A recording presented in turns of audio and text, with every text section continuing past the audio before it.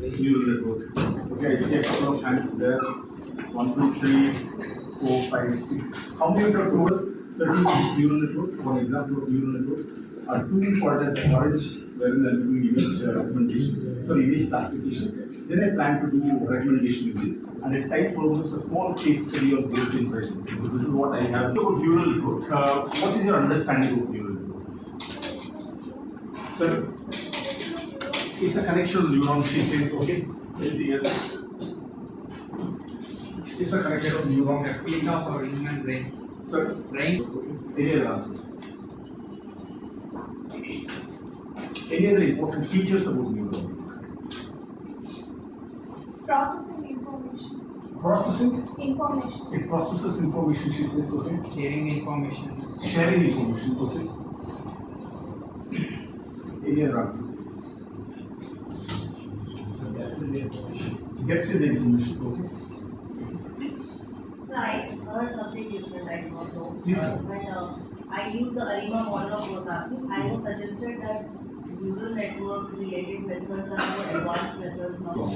And they basically are connected, one neuron is connected to each other, and your outer reality is basically a representation of your inner world as this, right? So these billions and billions of neurons, when they start interacting with each other, they can produce amazing results, right? You know, if you look at the intelligence level of human beings and compare it with the closest cousins, the chimpanzees, the IQ level is, you know, the difference is very, very minimal.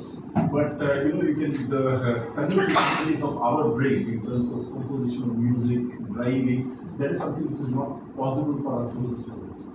So some of the earliest data scientists, computer scientists, basically what they thought is basically if they could mimic or replicate artificial neural network,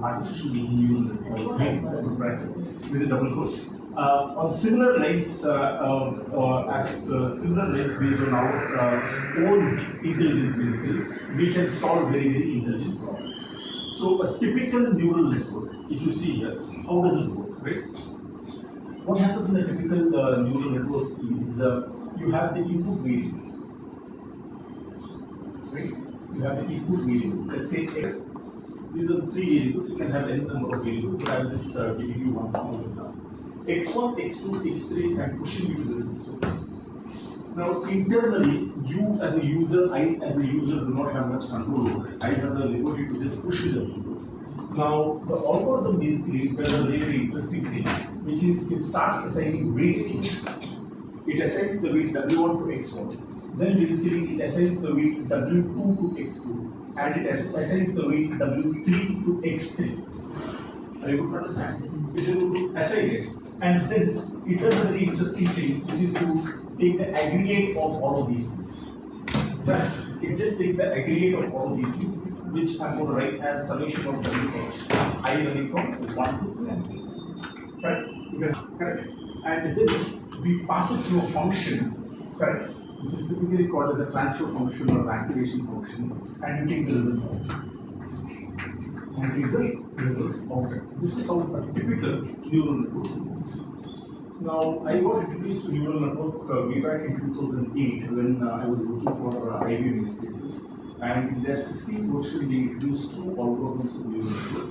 One is called as MLP or multi-layer processing problem, and the second one is called as radial basis function. I didn't understand much about neural network and such things those days. And those days we did not have too much of access to YouTube and your blogs and all of these things to learn. I thought it's all basically all hyped up stuff. But today, this prototype basically is used to solve very, very difficult problems. Right?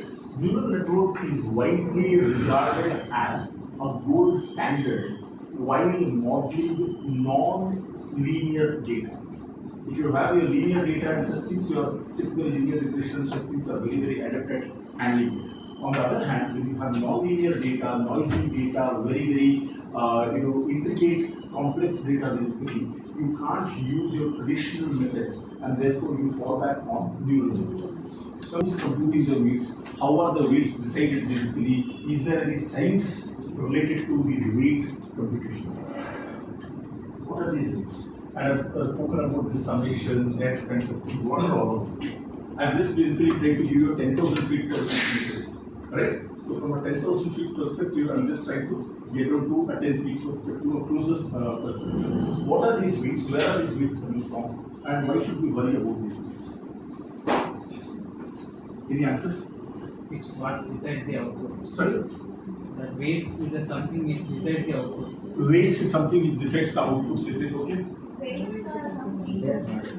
Weights are given to the features. It is given according to the features.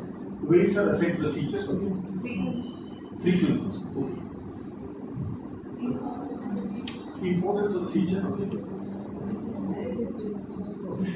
For those people who are not computer science students, right? It's got a set of examples so that you'll be able to understand this. Okay. Typically, how a neural network works, that's what I'm just telling you. Okay. Let's just imagine a scenario. I start to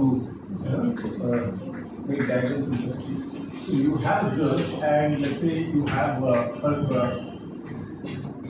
This is a little girl, and you have her father. But she goes to her dad, and she asks, please take me over. Wait. Please take me over. Right? And what a dad says is right. Adults are very, very busy in their own computer, in their own world. So just wants to give her a task to get rid of her. Yes.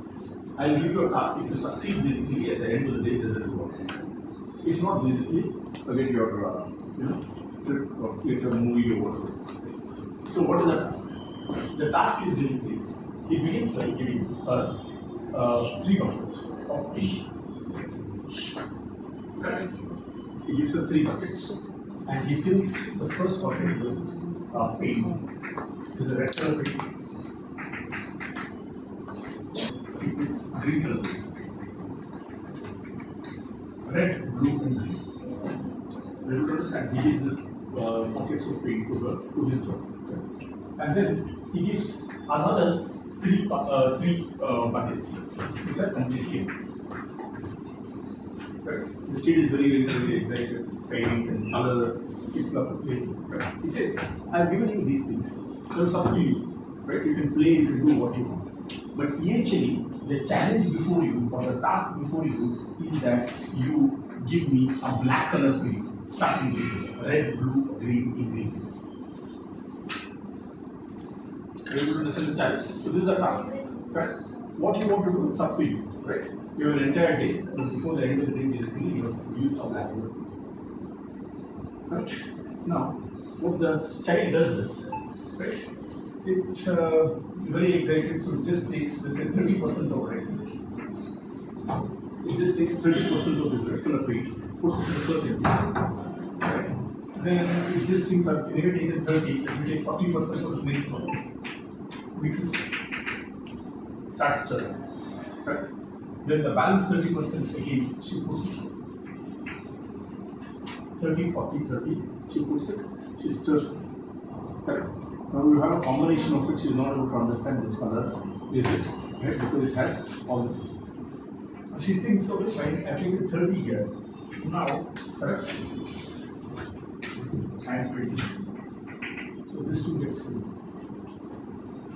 Right? Very, very complex combination she has got, she is not able to understand. So out of anger, what she does basically, she takes this portion here, she puts this also. Right? And now it's even more murky. She tries to stir it, and she goes to her dad and says, is this the color that you are looking for? Dad takes a peek at it and says, no, it is not. It's not right. So what the girl does basically, she flushes it, all of these out. She flushes all of these things out, and she repeats the experiment. Correct. What she does in the second attempt is basically, she starts off with the fundamentals or the basics basically. She again adjusts the proportion here, correct? In the first iteration, what should you do? In the first iteration, she took 30, 40, red, blue, and green, correct? She took 30, 40, and again 30, correct? She failed. This is the result. This is the result. Correct? In the second iteration, now she's thinking, okay, I made a mistake by giving too much of by taking too much of red. Let me downgrade it. So she takes only 5%. Looks promising, so let me upgrade its importance. 55, 45. She gets a complex color. Is this black? No. Fail. Right? Goes back. Performs the same experiment. This time with a different combination of red, blue, green. Correct? Now, when you go on doing this ad infinitum, correct? It can be 100, 500, 5000, depends upon the patience that the girl has. Correct? Let's say after around 100 iterations, basically, she uses 55%, and this is 35%. So it's 80 plus 5 is 8 plus 10 is 90, and let's say 10. Basically, she comes close, and when she shows this final combination, the color produced by final combination to her dad, she says, my sense is this is what exactly what I was looking for. Right? Are you able to understand this? Yes. Are you able to understand this? Now hold this thought. Hold this thought. So you're seeing a structure here. Correct? It's a very typical structure of the neural network. You can see here, I've drawn two arrows here, you have a circle here. This is what is called as the input layer. In the input layer, basically, I'm pushing the input variables. Then you have 5 blue color circles, basically, which is called as the hidden layer. Now here, when I push the input variables, basically, some level of computation is being done. It's a hidden layer. We do not have access to these hidden layers. So some level of computation is done, and once you basically finally aggregate the results to results in what is called the output node. So in a typical neural network, you have 3 sets of nodes: the input layer, this is the hidden layer, and this is the output layer. So these are called the circles are called as the input node, and hidden nodes basically, and then you have the output node where you get the results. Now this is pretty simple. Just take a look at it. As I told you earlier, as you push in the inputs, basically, you are assigning certain weights and you are combining it using something called as the transfer function and passing it through a function which is called as the activation function to take the results out. Now, you compare it with this diagram basically with what I have written. If I were to replace this bucket and feed with usual circles,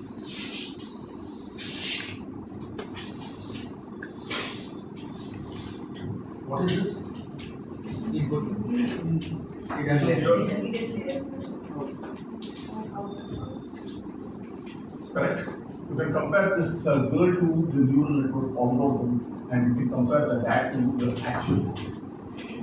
actual or the actual value. Correct. So the typical neural network, what happens basically, as you have the girl adjusting the proportion. Correct. These weights are nothing but very like proportions or importance. So these weights basically are constructs which decide how much of the input am I taking in. How much of the input am I taking? Am I taking too much of the input? If it is working, well and good. If it is not working, go back and replace it. Correct? So this is how basically a typical neural network works. Now, because of the working with this neural network, this methodology of working with the neural network, there are 2 important problems. Can you envisage those problems? What would be the potential problems of this way of working with the neural network? What would be the potential? Computation power. Sorry? Computation power. Brilliant and take that. Okay. Permutation and combination. Time consuming, very good. Permutation and combination. Permutation and combination, okay. I'll take all of your answers. Firstly, basically, when you're working on a neural network model or an algorithm, basically, it is computationally very expensive. It is computationally expensive, right? Computationally expensive means what basically? See here, you have to basically adjust the weights, correct? Do some computation, pass it through a function, get the output, compare that output with the action. Is it close or is it far off? Basically, you have to decide. If it works well and good, or else go back to the beginning, basically, again repeat the experiment. If you go on repeating this, basically, you can imagine how much of resource intense this process is. So this theory that we are talking about is not at all new. Correct? As I mentioned in some of the in a couple of days back in data mines, this theory is pretty old because the earliest papers on neural network were not written today or yesterday. They were written way back in 1930s and 1940s. Right? I keep mentioning this. Helps corpuscular model, which is the prototype of neural network basically, was written way back in 1940s and 1950s. Then came another gentleman called Peter Mithun who revised and proposed his set of theory basically that was written in 1960s. Right? So the theoretical part basically everybody knew. But till such time as your desktop became very, very powerful, you could not operationalize this. You could not operationalize this. Today, we are able to use this to model very, very complex data. So computational expensive part is one way. The second part is basically, at the end of the day with this, we say neural network works like a black box. It works like a black box. It is a criticism of the neural network in the sense that, at the end of the day, after doing all of these 100 iterations or 500, 100 or 200 or 300 or 500 iterations, there is not one single equation that I can show you saying that this is the equation of the neural network. This is the final equation I can't show you, right? I can't show you anything of that stuff. Then what is a model? This diagram itself is a model. This diagram that I have written, it itself is a model. Correct? So it is, if you compare this with traditional approaches like linear regression, you at least have based on your OLS, ordinary least squares, you can just put a line and say this is the best, these are the best standardized estimates or whatever it is. You have something to show.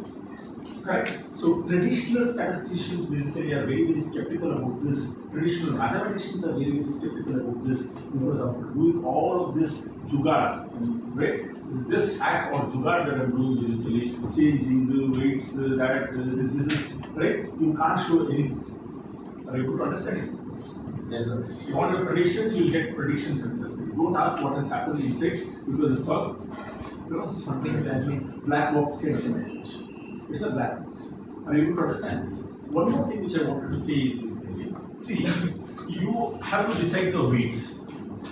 You have to decide the weights. So when you decide on the weights, the weight for one variable, right, it is between minus infinity and plus infinity. You can get big value, small value, you can get anything as far as the weight are concerned. You have 30 variables, you have to find out 30 optimal values for the weights. Correct.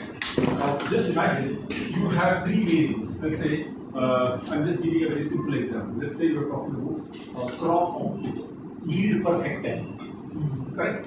I'm just giving some rubbish example. Don't take it very seriously. The yield per hectare depends upon how much of fertilizers are used, how much of pesticides are used, the level of rainfall. That those are the input factors which determine the output that you are producing. So when you are talking about this output that you are producing based on the yield, based on the input variables. Now, what is the weightage or the importance that you give to each of the components, each of the items basically? That can vary from minus infinity to 550. Sorry, yes, plus infinity. You can get 500, you can get 5,000, you can get 5 million, 1 million, you can get 25, 26. So imagine when you are taking the sum product of each of these things, right? When you are taking the sum product of each of these, take the weight, multiply by the first variable, plus second variable weight, plus third variable weight, plus the fourth variable, right? You may get a very, very complex number which is 20,000 or 15,000 or 60,000 or 50, minus 80, minus 70. Question is very neural network at the stage of, which is called as what? Which is called as the activation function. Now there are multiple, there are different, there's what is called the ReLU activation function, rectangular unit activation function. Typically it is used in image processing systems. If you go by that, you use ReLU activation function. Otherwise for all type of detection, defaulters versus non-defaulters, for all of these things basically you use an activation function which is called the sigmoid activation function. Then you have different activation functions. Right. Now, what does this activation function do? Please understand, there is a problem with neural network, and that problem with the neural network is the fact that, right, at the end of the day, every algorithm is just a piece of code, right? Are you able to understand? Let's say distance is a variable between Bangalore and Delhi. I don't know what is the distance. 1,000? Yes. I'm just 1,000 kilometers or 1,500 kilometers. This is correct. So 1000 is what? It's a 4-digit number. Salary, right? It could be 5 digits, it could be 7 digits also. Correct? Compare it with gender, which is 1 digit number.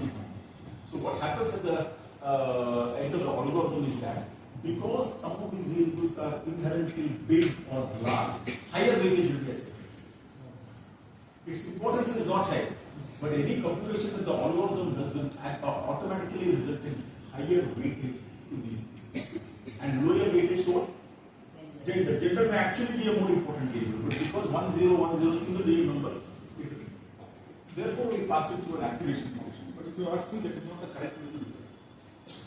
See, this entire system of activation function that we are talking about, let me just give you the views of the activation function.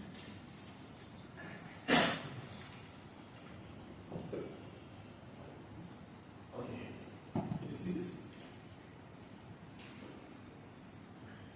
Can you see this?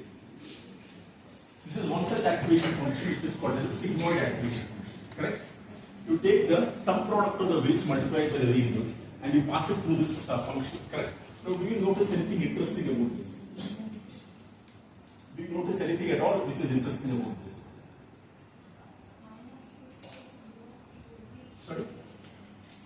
We know that the minus terms will be considered as 0.5. Okay. And above that it will be considered as 1. Okay. Any threshold value we are giving. Any threshold value 0.5 if you choose it. So that threshold value. Okay. Any other answers? Any other answers? Please observe the y-axis. It is between 0 and 1. So yes. Pseudo probability. Right? So you have the y-axis value which is between 0 and 1.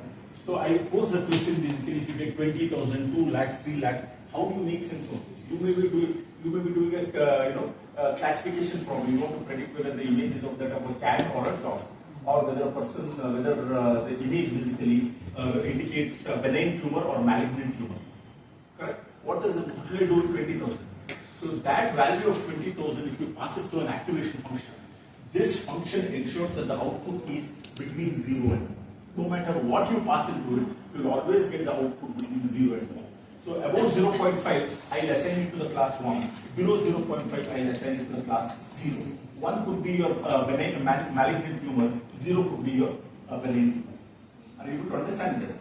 Activation function. So it's the function which activates. We began this discussion by saying that your entire neural network is modeled just on the basis of your brain, how your brain works. Correct? Now I have a chalk piece basically, let's say I prick myself. Alright? I'm still smiling because it doesn't hurt me. Correct? If you were to give a needle and I were to push it in, do you think I'll be smiling? Alright, right? Right? So the moment you take a needle and push yourself, what happens? Your neurons basically get activated, and your neurons fire and say basically withdraw your hand. Correct? So the same way when you talk about this activation function and such things, it has a simple function, it has a simple task or a job. That is, if the strength of the input signal is strong, the neurons basically get activated and it outputs a signal. Correct? Malignant tumor. If the strength of the signal is basically very, very weak, the strength of the signal is just about okay, if it is 0.5, the neuron half fires. Correct? So that is how basically your activation function works. It's a simple function, basically 1 divided by 1 plus e power x. I think it had to be e power minus.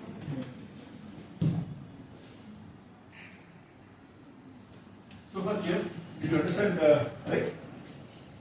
You understand this? Now have a look at this architecture. Now this architecture that you have with a single hidden layer. How many hidden layers do I have? One single hidden layer. This is called as a shallow network. This is a typical indication or representation of what is called as multi-layer perceptron. The word multi means you have input layer, hidden layer, and output layer. Correct? But it has single hidden layer, right? Now for very, very complex tasks like driving, right? Or basically your speech recognition, audio recognition and all. For predicting extremely complex tasks and systems, you can't put one hidden layer and say job. Correct? So for extremely complex tasks, basically, I may not have one hidden layer. I may have 3 or 4 or 5 different hidden layers. Correct? or you may have 30, 40 hidden layers.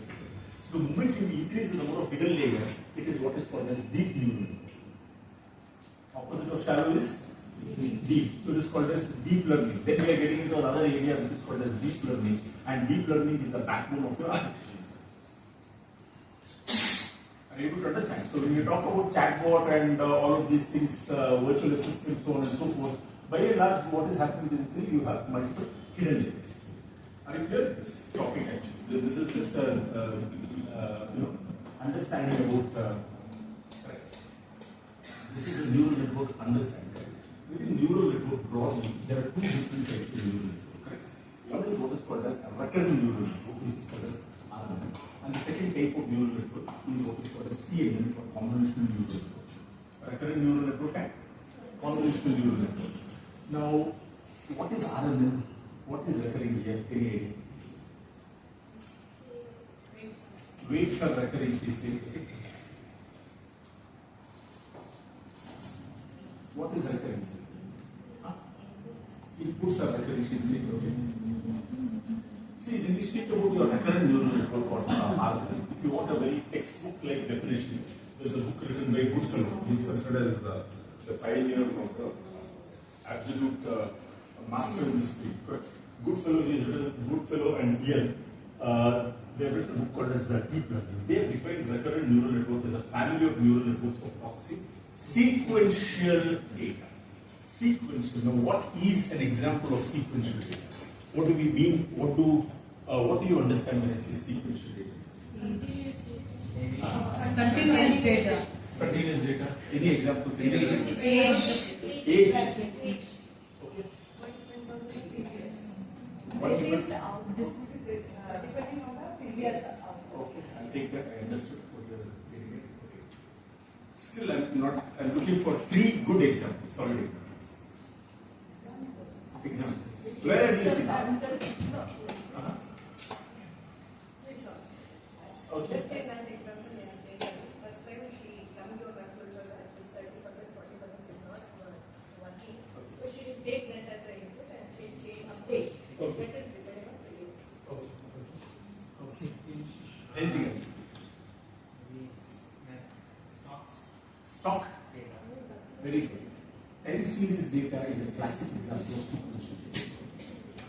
Time series data is a classic example of pure sequential data. Madam was talking about some, ARIMA model that she has built, and somebody suggested perhaps that deep learning might work better. Right? The thought process there was basically to model sequential data, you perhaps can fall back on your deep learning. So sequential data, any stock market price prediction systems, you can use sequential data, right? So if I have to predict tomorrow's price for tomorrow's stock market price for Infosys, for TCS, or Wipro, right? What will be the gold price, or what will be any of the commodities price tomorrow? What will I do? I use today's price. Right? Somebody may stand up and say, sir, why are you using today's price? Why not use yesterday's prices? So you can combine both of these. Today's price and yesterday's price is combined to predict tomorrow's price. Correct? And somebody may further why only 2 days, sir? It will take 3 days, 4 days, 6 days, 1 month, 3. Right? Where we have to draw the line, that is another question that we need to ask. But sequential data, when I say stock market price, time series data, and one classic example, right? What am I doing now? What am I doing? No, what am I doing? What am I doing? Speaking. I'm speaking, correct? Words are reaching your ears as a sequence. So speech data, audio data is a classic example of it. Right? Audio data or speech data is a classic example of your sequential data. There is a sequence. Video, you're right, absolutely. Video also is an example of your sequential data. Right? Let me just give you an example. Fill in the blanks. Right? Long time ago, there lived a king who sat on his dash. Long ago, there lived a king who sat on his throne. Throne. You are predicting the next word, basically throne. Why? How? Why are you saying throne? Because you have kept the context in mind.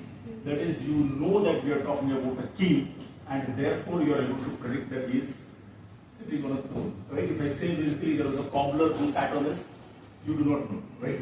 So wherever it is important for you to keep the context in mind so that you can make the prediction next unit ahead, you need basically your recurrent neural network. So audio data, speech data, time series data, all of these data points basically, we can go ahead and use your recurrent neural network. An automated reflection basically, it operates on a sequence that contains vectors with the time step index t ranging from 1 to 2. This is very theoretical in nature. You can just keep the first one.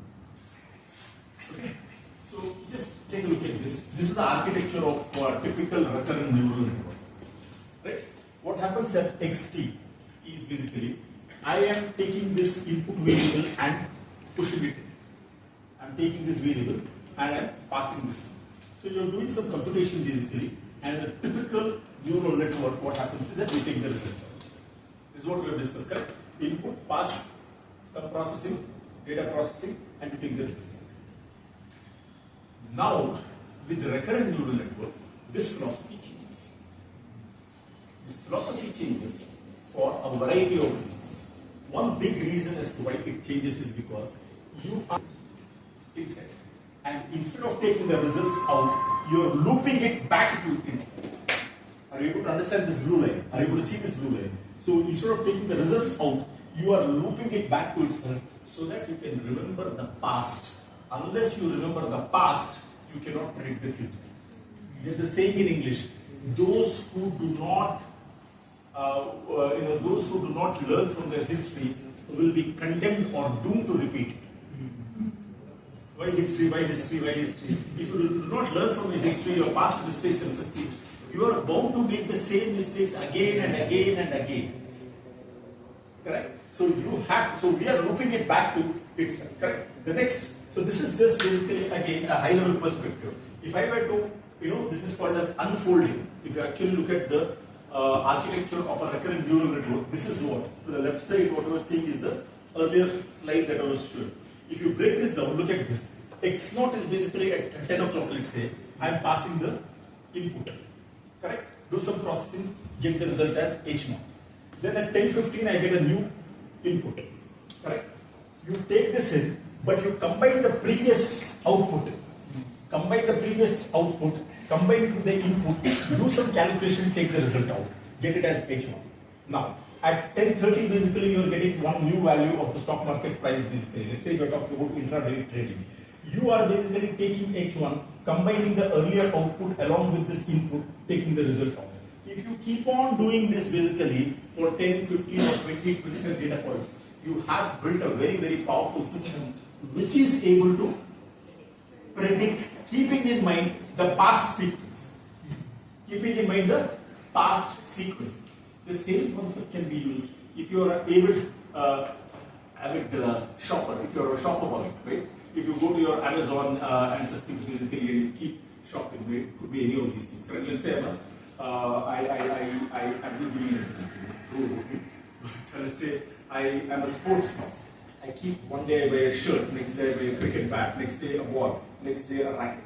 So the algorithm can memorize the past purchase patterns, and the next time basically when I go to Amazon or Flipkart or Infinity or Snapdeal or any of these things basically e-commerce platforms, it can keep the past purchases and can make a recommendation saying that given that you are a sports buff, this is the next item that you perhaps would like to buy. Correct? Let's say I'm a great fan of Kishore Kumar. Right? I've been listening to a lot of songs of Kishore Kumar, right? 15, 20 songs of Kishore Kumar, and it knows that A, B, C. This is the kind of genre of music that this guy likes. So, given that you're a big fan of Kishore Kumar, and this is the songs that you've been soulful songs that you've been listening to, this is perhaps the next movie or the song that you would like to watch or listen to. So it has got great benefits wherever you are, wherever you need to keep in mind the sequence. So on and so forth. Am I okay with this? Yes. The philosophy is the same, but they may have their internal proprietary algorithms which they do not discuss. But the underlying philosophy, everything will be the same. Underlying philosophy, everything will be the same. They may have tried with different system matches basically of different combinations. They keep it as a secret. They do not disclose the internal algorithm. But the philosophy, when they make, in YouTube you see recommendations. People who watch this video also watch this. People who saw this movie also like this movie. How? Because they are comparing your watches, past watches, with, let us say, similar people. Right? There may be tens of people who have watched, let's say, Shah Rukh Khan's movies, and they may suggest Amir Khan's movies. Correct? So the philosophy is this. All of them can be changed. Am I making sense? Yes. Am I too fast or okay? Okay. I don't want to bore you with too much of theory, but this understanding if you have a piece of code. Later, you have so many blocks, you'll always get a piece of code. But understand what the code does. Coding is not important. I'll come to code and systems in a bit. I just want to discuss some things here. Just take a look at this case, recurrent neural network. Therefore, different kinds of problems you can use different architectures. And if you really want to get a grip on your recurrent neural network, there's a guru in the field of recurrent neural network. His name is Andre Sharper. Right? Right, if you spend even 20 minutes looking at his blogs, you will learn a lot. Right? I picked up a lot of pictures from him. These are not my pictures, I don't know much time. These are me pictures. Right? Not so good with the angles. Okay. Maybe find these pictures in it. Okay. So you can just see here, these are the 5 different classic architectures: one-to-one prediction, one-to-many architecture, many-to-one, many-to-many, and many-to-many. Right? You have just taken these pictures from Andre Karpathy's blogs. Correct? Now you look at this. One-to-one is basically a simple input you give. The algorithm, the RNN, basically will process and produce one output back. Correct? Word-to-word translation, if you look at it, then this could be a good use case for one-to-one architecture. Now let us say sentiment classification. You have a sequence of words. Right? The movie, I think Pushparaj is released, right? Somebody asks you to give a rating, correct? You look at the movie and you just give the rating, right? I like the movie, the actor was fantastic, the songs were rubbish, the director went overboard, whatever it is, blah, blah, blah, you just give it. Right? Based on this entire format, basically, you have to classify it as positive or negative. So typically, the input is basically a sequence of words. It could be a paragraph, it could be a sentence, it could be any of these things. And the output is one single word, either it's positive or negative. So this is a case of many-to-one architecture. Many words, many input words, and one single output. Then you have many-to-many.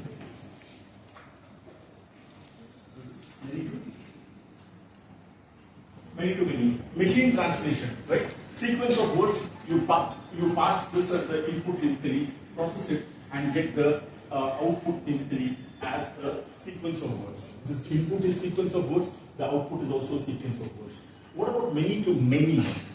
There is one more alternative. This is also many-to-many, this is also many-to-many. Not much of a difference as such, but what is the architecture and what is the use case for this kind of many-to-many? Video classification and frame learning can be used, can be applied with this kind of architecture.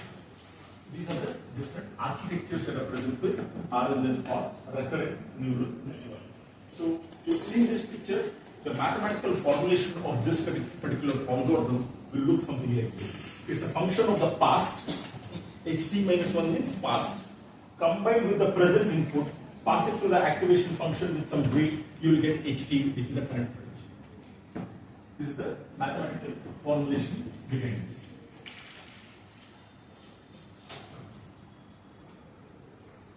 Are you able to get this? So what we, in our language, we say to predict the new state, you take the old state combined with the input vector to actually get the current state. That's what we say. Okay. So once you do this, correct? So your input vector, you have to assign a weight. Weight also has to be assigned to the past value, correct? And this entire thing, whatever combination, pass it through an activation function of tan hyperbolic to take the result out as ht. Just take the result out as ht.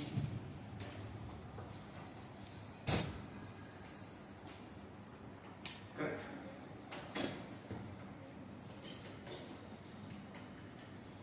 Predicted vector at each step. Correct. See, many times you are estimating the current output. Correct. But you take it out. You may at that point itself just check the prediction. Correct? At each time point, you may want to just check what is the predicted value. So you have the predicted vector. That is also one of the possible. See, a typical or a standard RNN would look like this. A standard RNN would look like this. Are you able to understand the structure? See here, xt minus 1 comes in, you will be able to generate the ht minus 1. Now, this ht minus 1 basically I am taking in along with xt, correct? Combine it, pass it through this activation function which is called as tan h, take the result of that. This ht, combine it with xt plus 1, pass it through the tan hyperbolic activation function, take the result as ht. Right? This process keeps on continuing. Now, do you see a problem with this? Do you see any problem with this?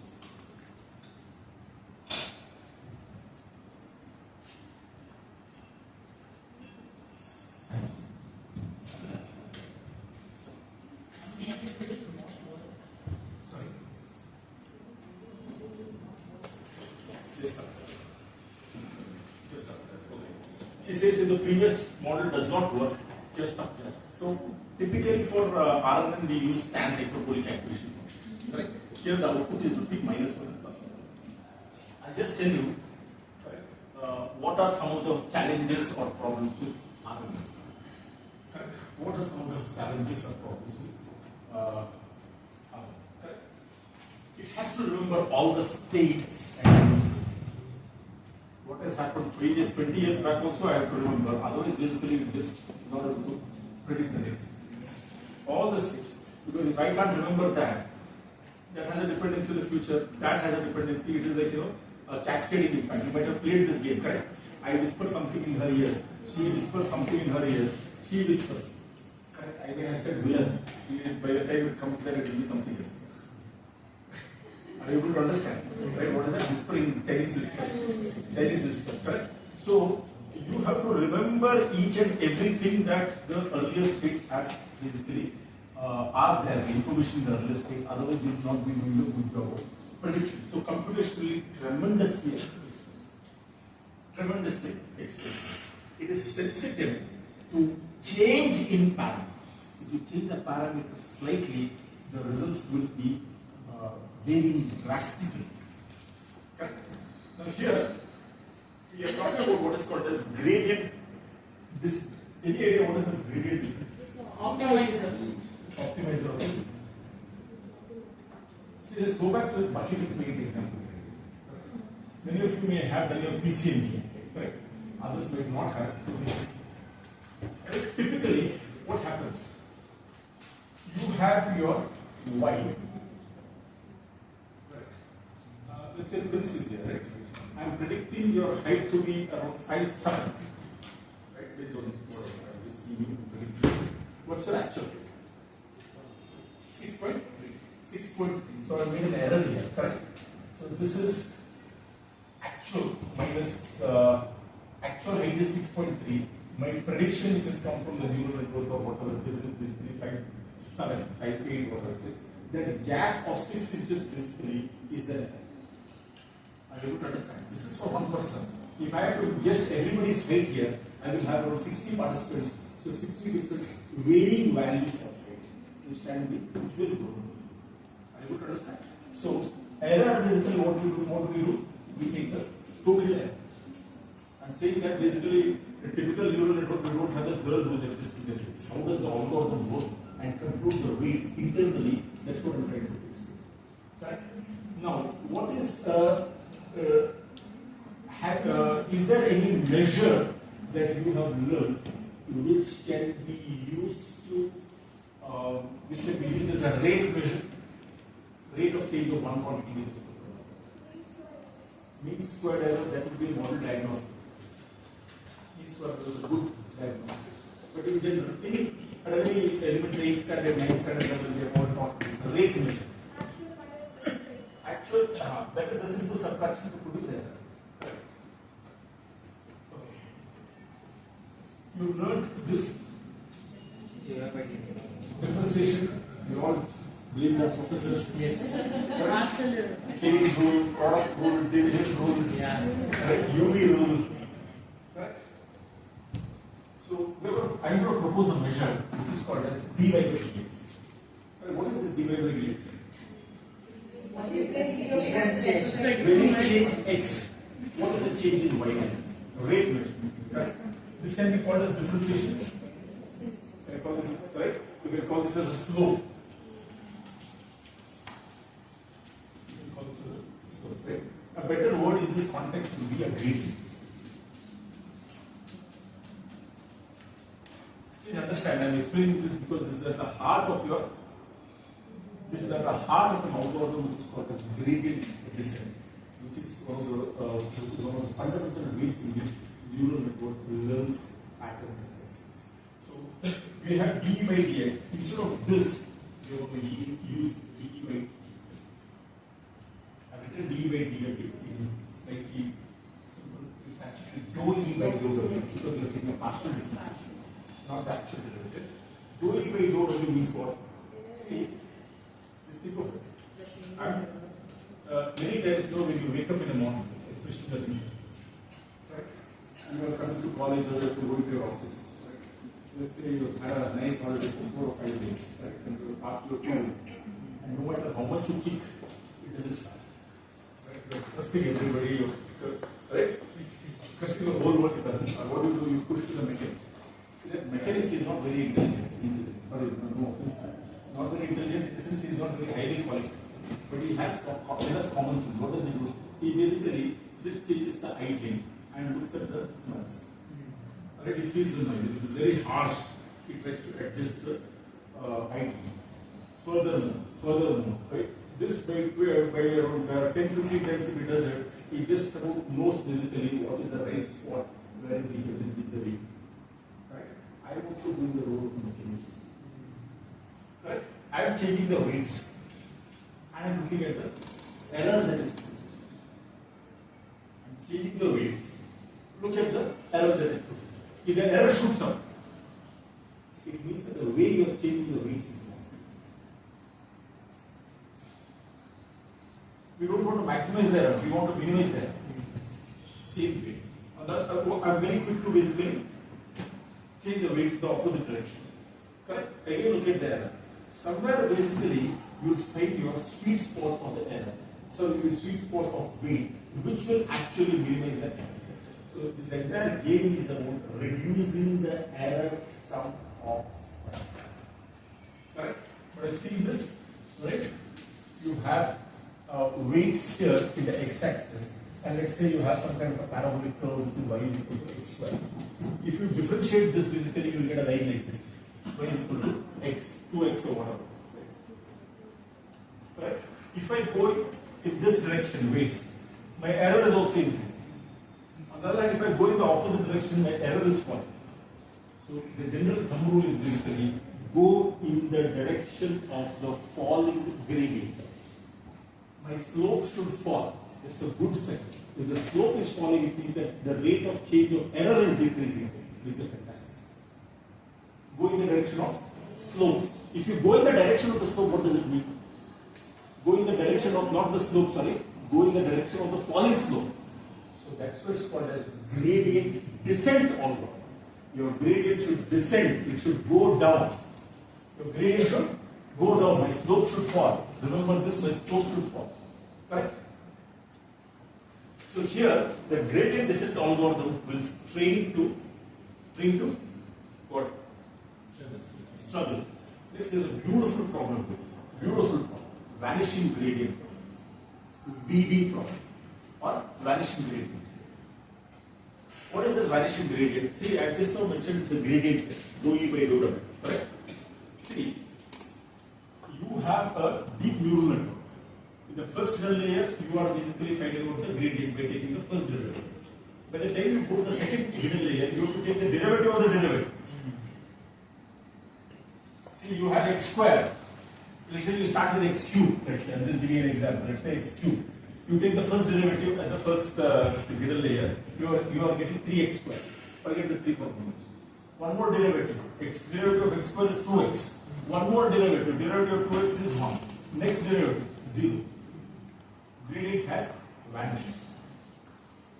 So at this stage, basically the algorithm's brain will start freezing. It does not know what call should it take. Because the gradient is not increasing, it is not decreasing. This is a typical or a peculiar problem with RNN, which is called as the vanishing gradient problem. What is it? Vanishing gradient problem. The gradient simply vanishes and the neural network does not go which direction should I go. If it increases, bad thing. If it decreases, good thing. If it is constant, I don't know what to do. I do not know. Should I stop? Right? So when you have layers and layers and layers to train an algorithm to predict the output, the algorithm's brain freezes and at some stage it does not know what to do. Typical of your RNN architecture. Right? And the training itself stops, learning stops. If that happens, the learning stops. Deep learning basically it has come to a standstill. There is no learning at that stage. Correct? Now, there's another opposite problem. This vanishing gradient is like if you have 10,000, you multiply it by 0.5. What happens? It becomes smaller. Again multiply by 0.5, it becomes smaller. Again multiply by 0.5, the number becomes so small. Eventually, you do not know what decision you do. Exploding is ulta. The number becomes basically, it goes exponentially to infinity. At one stage, it is 0. Sometimes you may basically, let's say, division rule you are applying. 1 by 0, it goes to infinity. Then again, there's a problem, which is called as exploding gradient problem. What is it?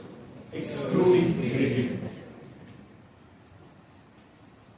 Now, to solve all of these things, basically, there is a very simple solution, which is called as leaky units. You can use leaky units or gated gates. We put gates. I'll stop here and maybe show you some practical applications. Right. I think I've given you sufficient idea about what is neural network, what is NLP, what is gradient descent. Do you have a break now or not? You can take a small break. Now, click on this. Was it cloud? Yes. Right, it may ask you to log in. You can log in through Gmail. Just see here, a new project is there, correct? You see this button here? You see this blue button here, guys? You see this button here? Here the first option is new RStudio project, new Jupyter project. I have not tried Jupyter. I think Jupyter also works just fine. You can launch this new RStudio project. New RStudio project. It is slightly lesser. Rank will be all 1, 2, 3 single digit numbers. GRE I think is 3-digit numbers. Please correct me if I am wrong. GPA again is a big number, correct? So when you normalize the data, all of these values, all of these 3 columns will come within a range of 0 and 1. Are you able to understand? Everything will be between 0 and 1. Correct? For example, distance, age, gender, all of these things, if you normalize it and then feed it, you will get a better picture of the neural network weights and such things. So simple trick that we use is normalization. Is it clear, guys? Is it clear? I hope I'm making sense. Correct? Yes, please.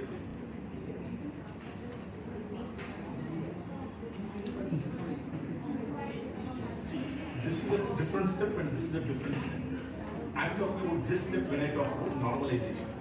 Line number 7 and 9 is for normalization. Correct? Every row will be normalized and each and every column will be between 0 and 1. That is one part. The second step after this is for data partitioning. That basically each row basically will be assigned as 1 or 2. All the ones I'm calling for, data partitioning, calling it as train data. Next is this. So for example, at this stage, if you want to see what we have, just observe this, guys. Please observe this. Please observe this.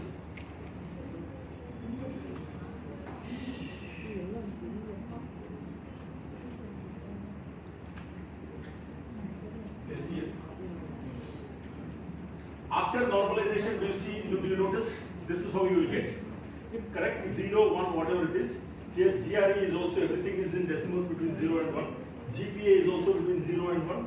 Ranking is also between 0 and 1. There is nothing which is going outside. Correct? So this will, after learning basically, you will get a true picture. This is the first step. Now, what is the sample size here 400. Correct? So I want in the next step 70% records to be assigned to training, 30% to test. So when you create this column in, observe this. At this stage I have int correct, line number 14. Correct. So here I can just say view of int, sorry, view of data.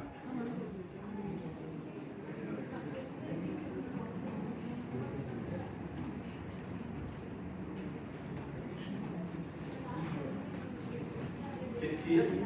Each and every row is getting for 400 values. The first record has been assigned number 2 value. 1, 1, 1, 2, 2, 2. Like this will go on. So from this set of 400, it will check whether it is 1 or 2. 1 will be assigned to training, 2 will be. Make sense?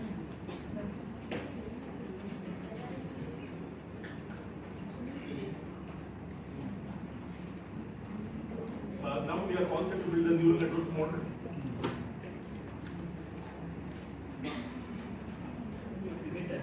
From line number 19 onwards, please observe this. From line number 19. Line number 19. Right? Please observe this. Please observe this, guys. Library of neural net. This is what I am calling. Correct? There's one step which I have missed out here. Please observe, guys. Please observe. I have directly gone to library of neural net. In fact, if you type this, you will get an error. Yes. Correct? Because before library, calling the library, you need to install the package. My apologies. Before line number 20, please type, all of you type install.packages. Install with a double L. Dot packages. Install.packages. Open bracket. Neural net. The word neural net must be within double quotes. Install dot packages, round bracket, double quotes, neural network, neural net, just neural net. Close the double quotes, close the bracket, hit enter. This will install the packages. After installing the packages, it might take some time to install. Right? Once that is done, you have to call the library. Installation of the package happens only once in an hour. Correct? For the rest of the time, till such time as you have RStudio, it will be there. Correct? But library activation happens every time you turn off the session and turn on the session. Right? Please call the library. Right? So we use two words here. One is package, the second one is library. There are predefined functions that somebody would have basically done, would have created for us. When we say package, sometimes you can have the documentation. Correct? You can have a data set as well. All of these things are possible in the context of a package. Correct? You have data set, sometimes they give you example codes, sometimes some helper functions, documentation, all of those things put together are called as package. These days we use these words interchangeably. Okay? Neural network is a function which I'm going to use on admit. Admit is my dependent variable. So whichever is your dependent variable, that comes first. Then there's a tilde symbol. Tilde symbol. You can give the sum of the independent variables. GRE is the first independent variable. Put a plus sign, second independent variable, plus rank, which is the third independent variable. Put a comma, data is equal to training, which means what? In the earlier step you have used, you created the training data. That will be used to train your algorithm. Correct? A hidden is equal to 1. So this is a typical MLP wherein I'm going to build a MLP or a multi-layer perceptron with only one hidden layer. Right? In your case, I think it will be 0 because you're talking about perceptron. Error dot function is cross entropy. C is cross entropy. We have other variation as well of this. Correct? Comma. Linear dot output is equal to false. This is something which you can use. Below this, if you want, you just run help of neural net. You can just get different variations for C. All these are hyperparameters. What's the hyperparameter? One is the parameter. Parameter basically controls the model. Hyperparameter are parameters about the parameters. Correct? You get this experiment. Why C? Why not Adam? Why not? There's something called as root mean square. That if you go to help option, basically, it will just describe the various functions that are various options that you have. These are all the properties which you can come experiment, look at the error, freeze on that model which is the best model for your data set. You can freeze on that model which is the best model for your data set, right? Is this clear? Please run this. Okay, not fine. I have to call the library set.c and then you can run this.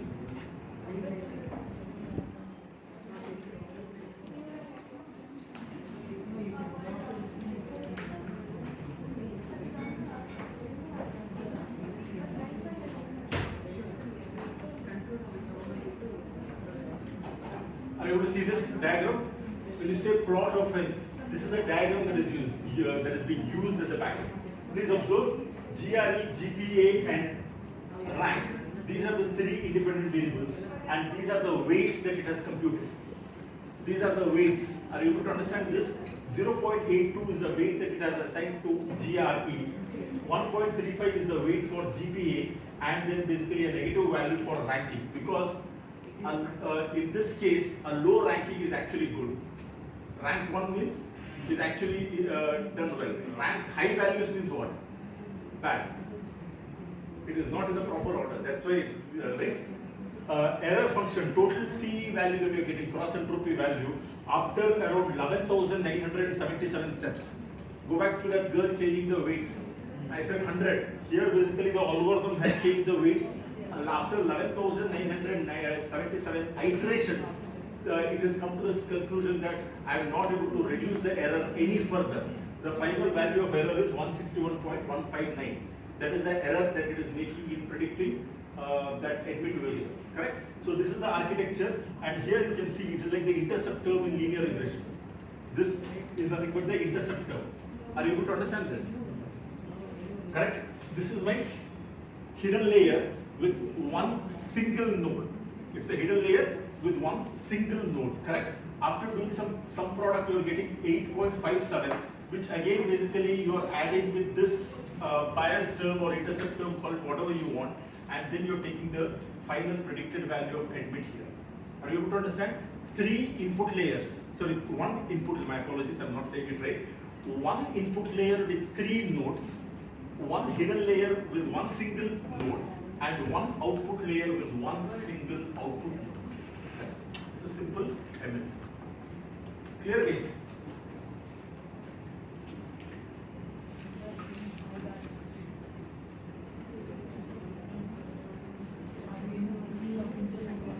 Let's generate some predictions quickly. Let us generate some predictions, guys. See, compute n. N is nothing but your neural network. Train of -1, output variable and dropping. Look at the head.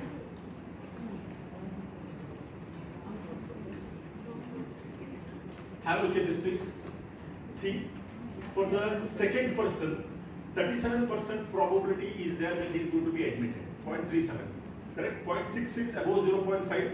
So there is a 66% probability that the third fellow will get admitted. For the fourth one is 14%, so on and so forth.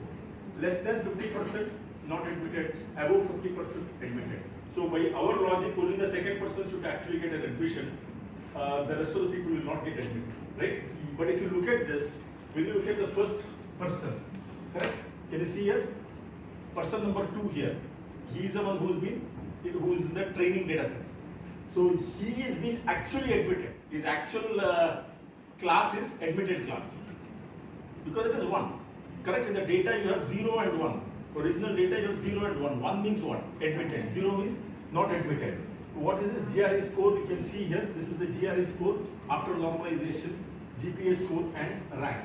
So in the actual data it is admitted. But my model, according to my model, it is only 37% probability that he is admitted. So therefore the predicted class is 0, less than 50%. So the first class itself is a misclassification as per our neural network model. First class is misclassification. We have to look at several this thing, but I'm just showing you one record of it. That's it. Are you able to understand? Yes. Correct?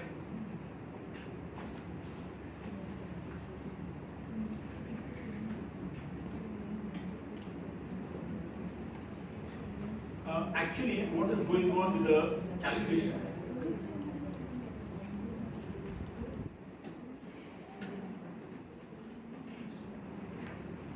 Can you see this?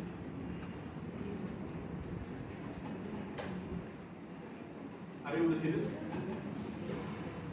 Are you able to see this? Can you see this? I'm just showing you what is happening with the what is the backend calculation systems, correct? When I last ran this. For the first person, these are his values for GRE, GPA and rank.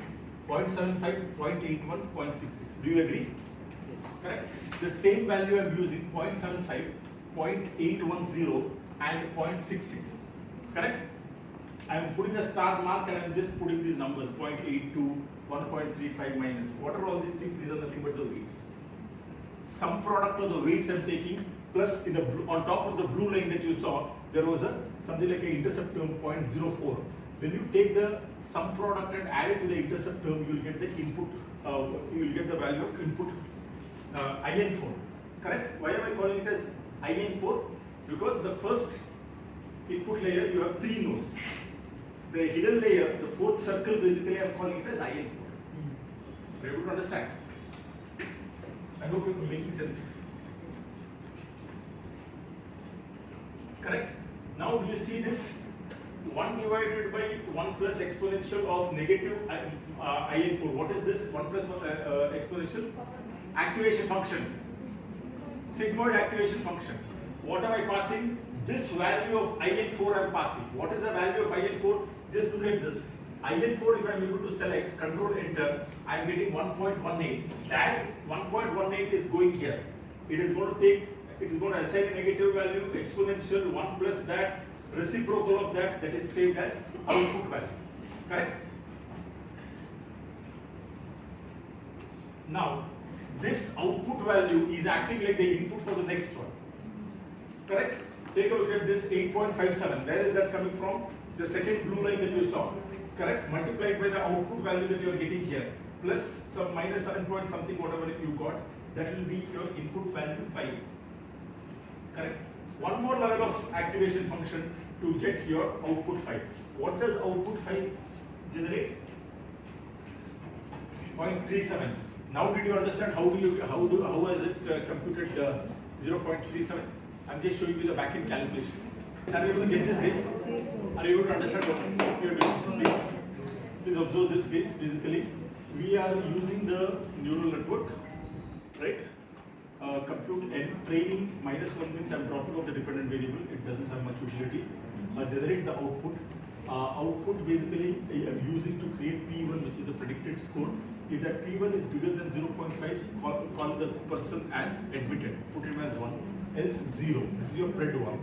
Table of pred1 with the dependent variable. This will give me the confusion matrix. You can see the confusion matrix here. Correct? So 0 and 0 represent the correct classification. 0 and 0 means what?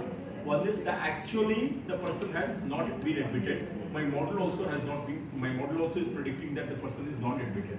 So 172 plus 66. I don't know how much is this. 82, 92, 2, 12, 22, 32. Out of 232 people, 172 people have been correctly classified as not admitted. Have a look at 17 plus 26, 70, 36, 46, 43. Out of 43 people who have not been, who have been admitted, my model has predicted 26 people correctly. So the overall percentage of accuracy is nothing but the sum of the diagonal elements divided by sum of all the 4 values or the sample size. So you can see here 1 minus sum, if I do, I'm getting 29%, which is the inaccuracy. The error rate is 29%, which actually means basically that the accuracy rate is 61%. If I'm right. 61 plus 29, right? 71%, my apologies. 71% is the correct accuracy in the training case. Are you able to understand this? Yes?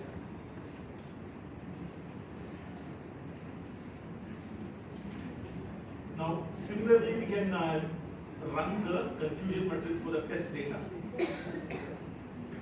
Please run this for the test data. This is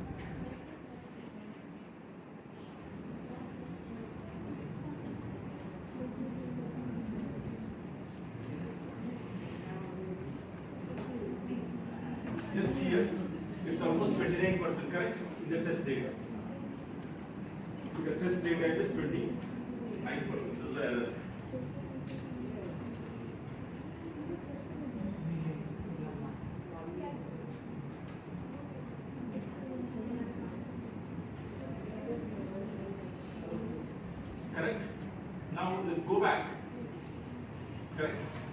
instead of just giving one node, right?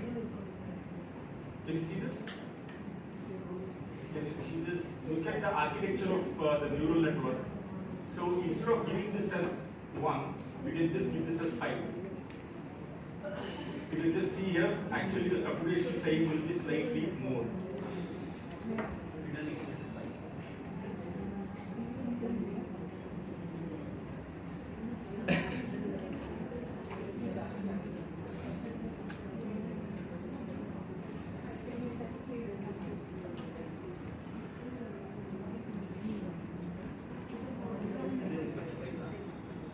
Yes.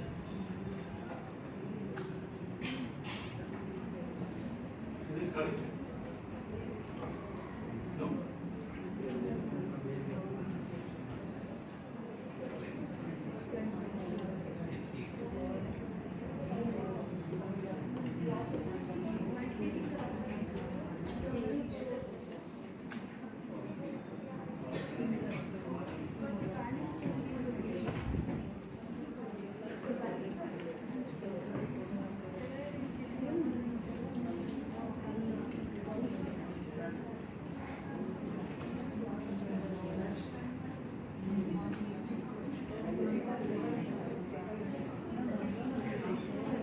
Okay, for 5, it has a bit of a problem, right?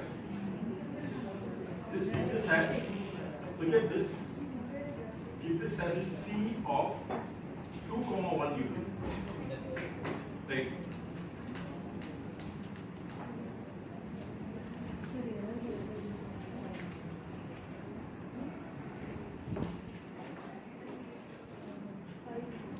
Are you getting any different picture? Yes. You will be getting correct? Because the first hidden layer will have 2 nodes, the second one will have only 1 node. It is not reflecting the change in my system. Hidden of what? Just for little.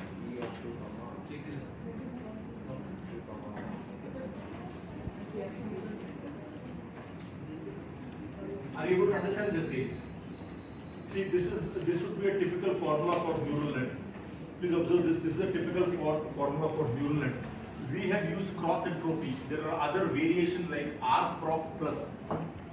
R prop plus. Correct? You can experiment with this.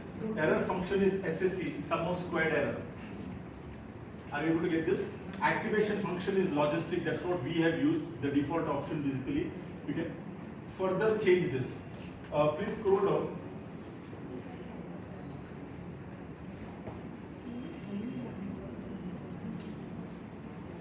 Look at the algorithm here. Do you see this? A string containing the algorithm type to calculate the neural network. The following types are possible. You can use a back propagation here, back prop, or you can use R prop plus, or you can use R prop minus, or you can use the SAG property, or you can use SLR.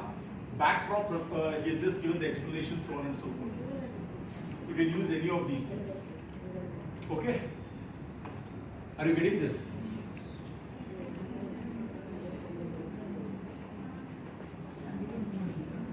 I've given you multiple variations basically of the code.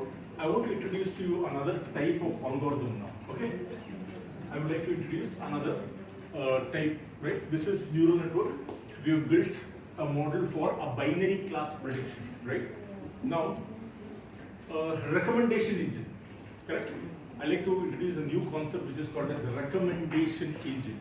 Typically, recommendation engines are have become very powerful post-COVID.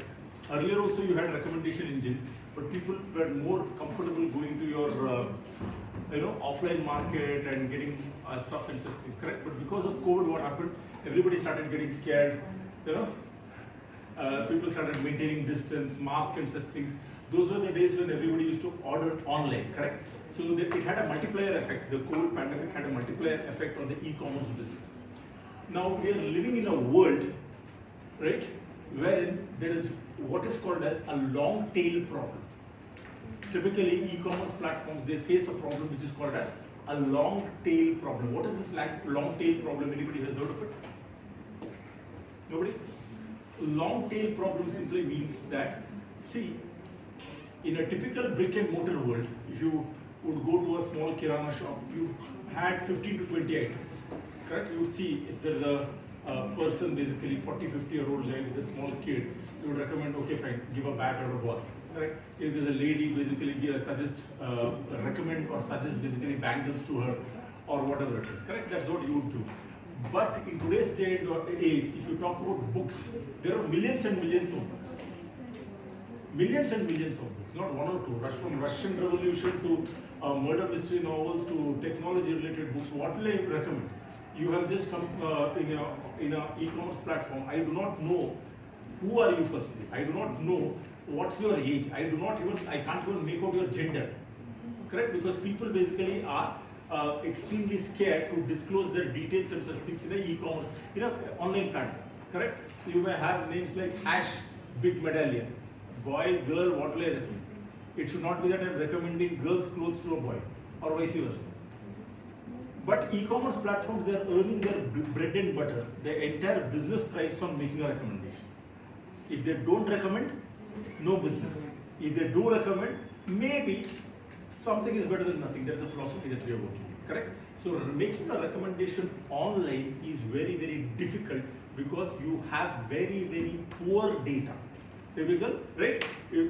Otherwise, basically, in offline, basically, you have demographic details, age, region, religion, all details you have. Here, because it's an online space, there is no data or there's a dearth of data. I don't have information like your age, gender, date of birth, none of these things.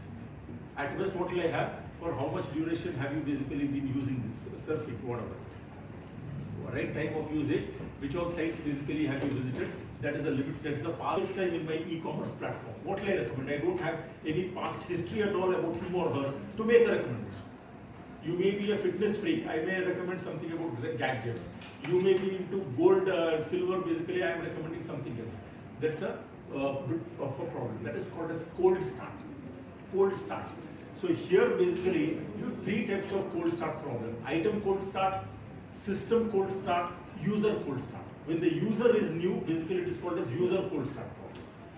When the item, let's say Apple has launched a new product, iPhone basically, new brand of iPhone, new version of iPhone, nobody has given any reviews itself. I do not know whether it is good or bad. To whom will I recommend? The platform, let's say, is new. That is called a system cold start. So you have the long tail problem, you have the cold start problem, three types of cold start, then what is it? You have tremendous levels of data sparsity. Data sparsity means what? Again, please understand the challenges here. Right, code is there. If you go to ChatGPT, you will get code. But when to use, when not to use, what are the pitfalls of using the code? That is what I'm trying to tell you. Correct? Many people basically think statistics and machine learning is an art. I emphasize the artistic pattern behind it, right? So I've not emphasize more on mathematics. I'm just trying to emphasize the business case. That is basically my pitch. Now, when you look at the fourth problem, basically data sparsity. Let's say there are 10,000 movies. You are asking me to rate a movie. I am expected to rate a movie. Have I seen 10,000 movies in the first place? No. In my entire life, maybe I would have seen 20 or 30 movies. I don't know. Correct? If you're a movie above 70 movies, you would have seen. What happens to 10,000 minus 70? Those balance 9,300 movies, 330 movies, they'll all be blank. I have not seen it, so I can't try. Like this, if there are 10,000 customers, imagine the number of missing values you will get. Correct. I will see 15 movies, out of which basically 10 movies I can recall. I will rate it. Remaining all will be blank. When you have such tremendous problem, high intensity missing values, it becomes a pain, absolute pain to make recommendation. So data sparsity is a killer. It's a killer in the case of recommendation. You can understand this. These are practical problems of recommending. These are practical problems, cold start problem, data sparsity, all of these things. So in the face of it, basically we are trying to make a recommendation. Okay, let me just use the hotspot.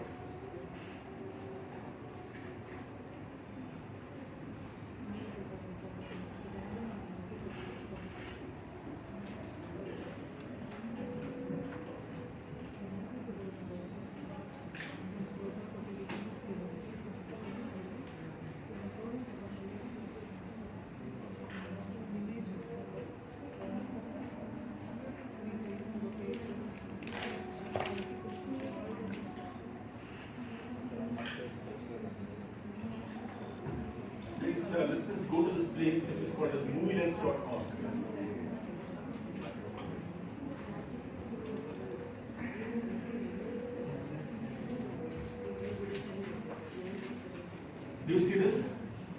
We'll be working on this, right? You have movie lens. Let me just scroll down here. Can you see some of these movies basically? Can you see these movies? Correct? As in the sky, so on and so forth. All of these are simple movies. Correct? Now we'll be using this data to build a recommendation. Is this clear? Are you able to see this, guys? We'll be using this to build a recommendation. So I think Chetna madam will share a file with you, recommender lab, or Janvi madam will share a file. I don't know. Please open that file, recommender lab.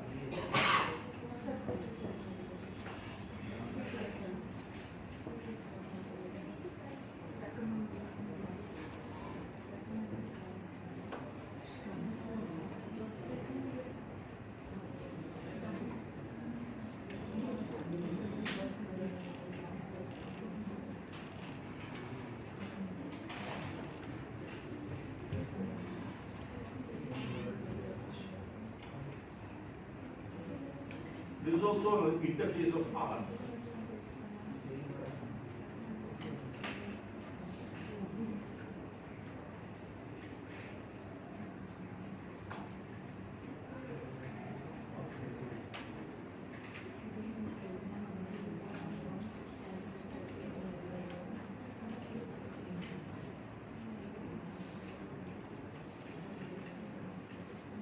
Library which is called as library of recommender lab. Right? You have to call a library, right? What did I say? Before calling the library, you need to install the package.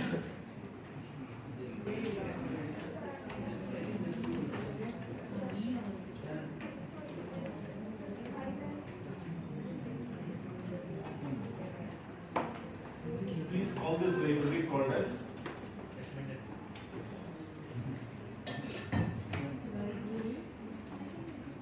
the next line of code is data of movie lens. This is an inbuilt file. So I'm just loading it. Data of movie lens. When you run this image of command on the first 25 records, this is what you're getting, correct? You're getting a heat map which runs from 1 to 5. 5 being the highest, 1 being the lowest. Can you see here small boxes here? Correct, with varying shades. Black means basically a high rating he has given. For example, the first guy, he has rated a few movies, highly. Others basically, if it is grey, basically he has given a low rating of 1. There are many blank spaces. Why? Missing data sparsity. This is what I am talking about. Correct? This is the problem.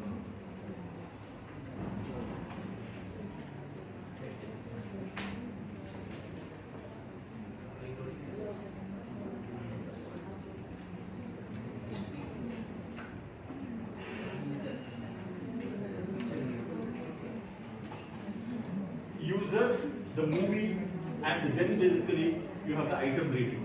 Correct? The first user and his item rating is what you are seeing there. These are the 6 movies that the user number 1 has seen. Right? You can see some of the movies and he has given a rating. I think he likes Toy Story and Shanghai Triad the most. He has given neutral rating for GoldenEye and Suspense.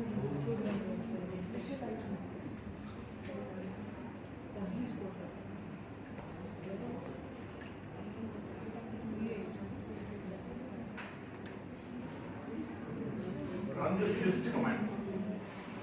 So you can just see a hist command. Histogram. Look at this. Correct? Row wise, what do you have? Users, right? 943. Column wise, you have the movies. So you have, this is 200 and half of 200 is 100. Half of 100 is 50. So roughly this indicates 50. So there are approximately up 50 users. They have seen a lot of movies. In the entire data set, 50, right? You have 943 people, correct? 50 users have seen a lot of movies. And as you move towards the right side, there are fewer people, very few people who may have seen 1 movie, 2 movies like this. So the height of the bar goes on reducing.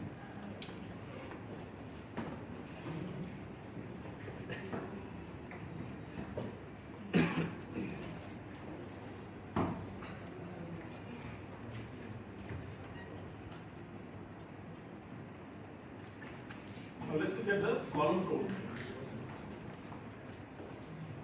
Let's look at the column count, please. It is 50. So there are 50 movies basically which has been watched a lot of times. Top 50 movies. As you move towards the right, fewer and fewer people are watching these movies. Correct?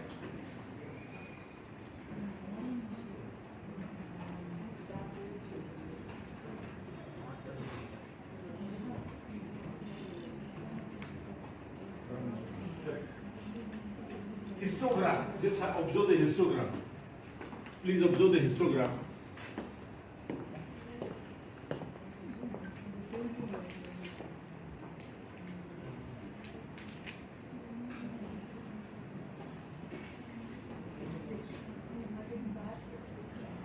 You have from 1 to 5, right? The biggest bar is next to 3 and 4, correct? Tallest bar is 3 or 4. Mostly people are given a neutral rating. This is a typical Indian psychology, right? Right? What do? They don't give you high rating. They don't give you low rating. Right? Always average. Typical appraisal rating. Right? You fall from third floor or fourth floor, better expectation is not you will not get anything beyond that. Right? So 3 or 4, that's it.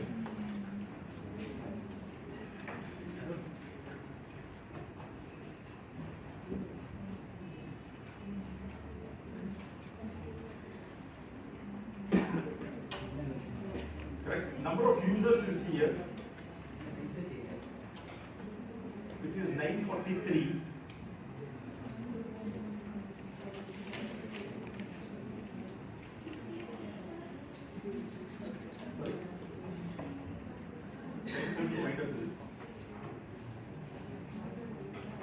Number of movies you inspect here.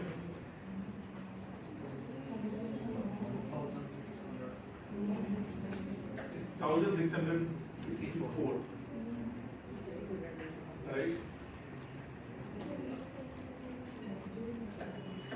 Look at the summary of this. Right? Minimum number of movies that have been rated is 19. Maybe I see 19 movies. Maximum is 735. There is one guy who has seen 735 movies. Right? Jobless group. Correct? One movie per day, which means for 365 movies in a year. 365 into 2 is 730. So you spent 2 years only like watching movies. On average, basically, 105 movies they have rated.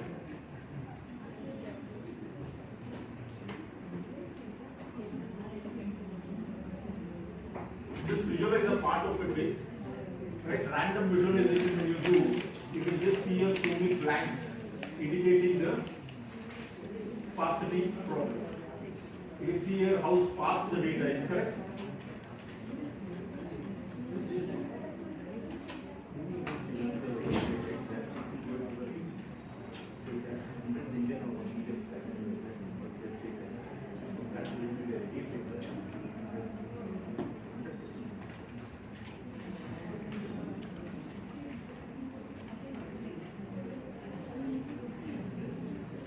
Now here you have the vector rating. Correct. Let's examine the unique vector space.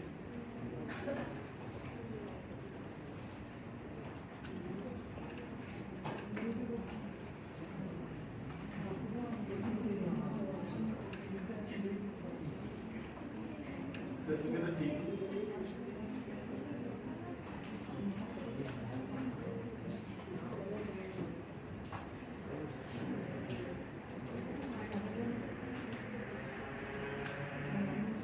Look at this. Do you see this? Then look at the frequency distribution. For 0, it is 14,69,000 values, correct? Which means approximately 15 lakh values have got a 0 rating. 6,000 have got a 1 rating. 2, 11,000, and 3 would be your 27, correct? Majority is coming from 0, which means basically missing values are dominating your data set. You saw those blanks, right? So what predictions will you make in this? Correct? Very difficult, right? Let's just do a bar plot. here, 0 is the one which is dominating the scene, right? Can you see this? So what we are going to do is we are going to remove 0.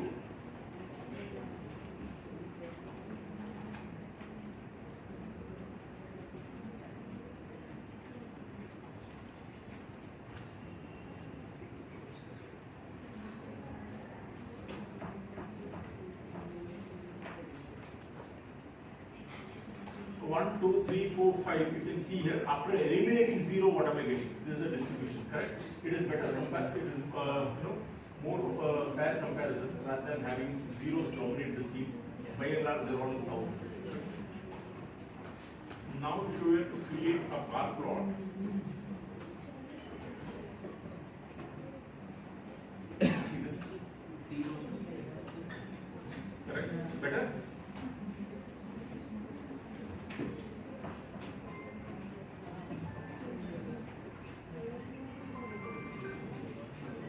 I'm generating the similarity between the user space.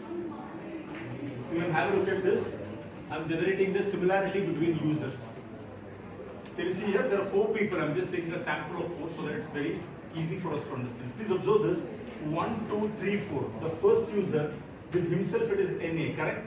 The first user has a similarity of 98% to the second user. With the third user, there is a similarity of 91%. With the fourth user, there is a similarity of 95%. Are you able to understand this? Correct?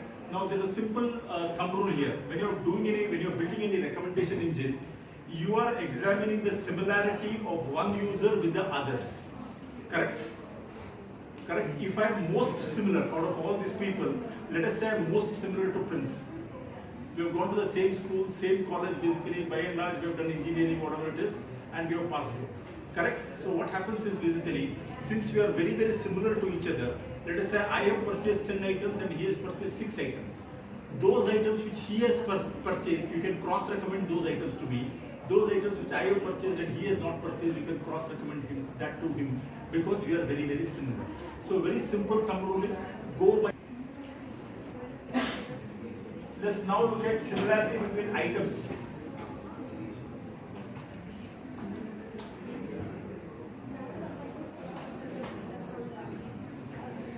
Can you see this, guys? Can you see the similarity between items? There are multiple movies here. I'm just showing the sample of 4 movies, correct? Toy Story with Toy Story, NA not available. Toy Story with Golden Eye, 97%. See, if there are, let's say, a lot of action movies. Mission Impossible could be one movie.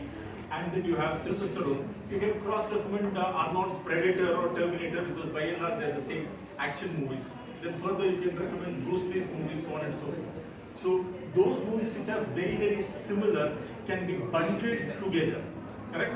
So you see YouTube or Netflix or any of these platforms, people who saw this also saw that. Right? How are they coming to this conclusion? It could be a simple similarity matrix like this. Correct? So most similar movies can be cross-referenced.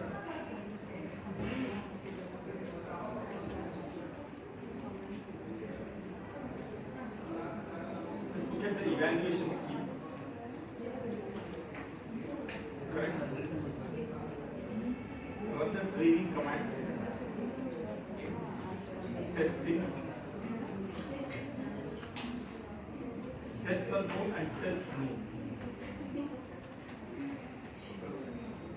Correct.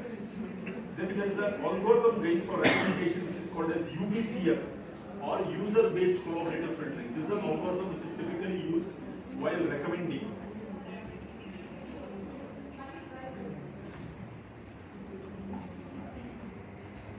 Fred_UB. Correct. Here I am just checking the final accuracy.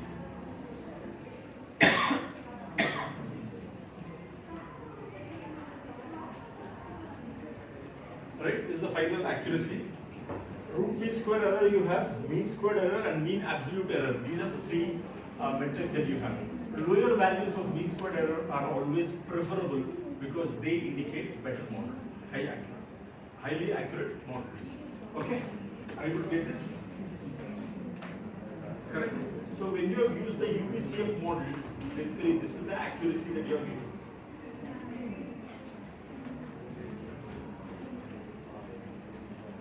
clear, guys? Are you able to understand this? Correct. Last part is basically, let's compare the results. Let us compare the results. You can see this is the original data, correct? And this is the predictions. Original data and the predictions, can you see?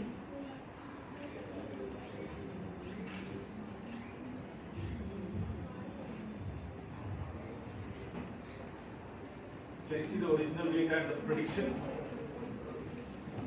This is the original data with the ratings, correct? 17th person has given a rating of 4 for Toy Story. Here, when I'm making a prediction, guys, you can see what is happening.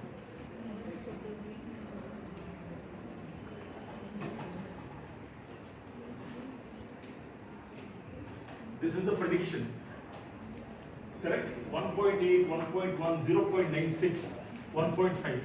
So, if you look at some big numbers, eye-catching numbers, 4.09, looks like if I were to make the 28th person a recommendation of 4 rooms, he is more likely to respond favorably because high rating he has given. Out of 5 he has given 4.8. So this is the predicted rating. So 4 rooms can be recommended to person number 28. Similarly, 4.28 is a high rating. You can recommend this to 43, person number 43. Correct? Higher the rating, better the prediction. Are you clear with this, guys?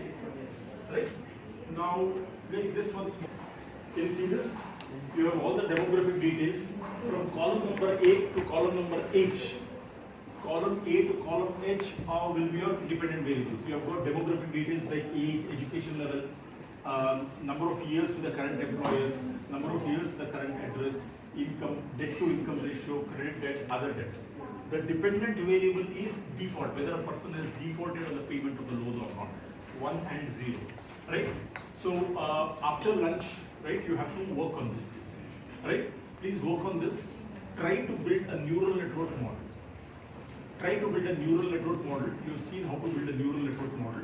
Not just build a neural network model. Please experiment with the hyperparameters. I have just shown you one vanilla form, right? CE. What happens when you use SSE? What happens when you use multiple hidden layers, right? So like this, if you can come up with 5 or 6 different variations of the model, and then report the accuracy, the final accuracy, which will be great. Is this clear, guys? Doable? Correct? Shall I share this with madam? Do you want to write the details and sustain or is it understandable? The last